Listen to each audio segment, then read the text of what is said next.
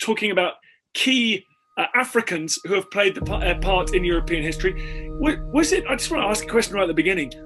Have these people been written out of history? Have they been forgotten by most of us? And how hard was it to tease them out?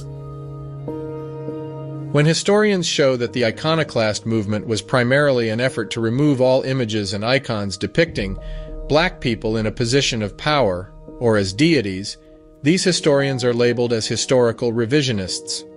And yet it is not just a few images that show that there was a substantial black nobility in Europe before 1453, but in fact, despite centuries of sustained effort to suppress and erase this African presence, there still remains a large body of evidence that still shows this.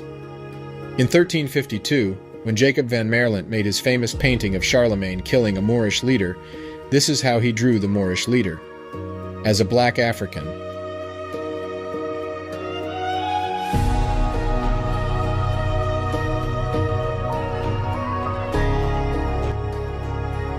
The pillars of history sing the wisdom that will build our tomorrow.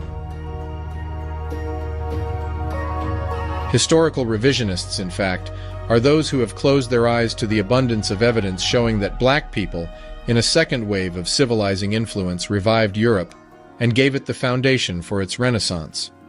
After having invented agriculture in 9500 BC, and after having spawned the two most influential civilizations in ancient times, Kemet, better known as ancient Egypt and Sumer, it is black Africans that injected into Europe and the Levant writing, science, religion, and culture.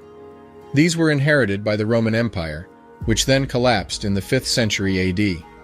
And so began the long collapse of European society until the return of the Africans in the 8th century, when the blacks, this time, as the Moors re-injected into Europe, what ultimately became the spark of modernization. In the 800 years that the Moors occupied Spain, the ethnic makeup of these Moors changed over time. It is the early wave of these Moors that were the most influential, and it happens to be the same early waves that were in great majority black African. And they came in such numbers and with such knowledge that they gained significant positions of power in pre-Renaissance European history. And it is this group of black Africans that joined with the remnants of the first civilizing wave of Africans, a few of them still present in Europe. These two groups joined to form a new elite class throughout Europe. And you will see evidence of their presence through multiple artifacts and historical records today.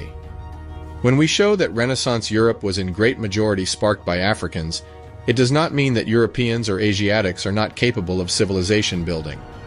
What we are showing, however, is that Europe of the Dark Ages benefited from the technology, science, philosophy, medicine, and architecture that were reintroduced by a majority black Africans elite in the early periods of the Moors, which transformed over the centuries into a nobility class with evidence littered all over medieval texts.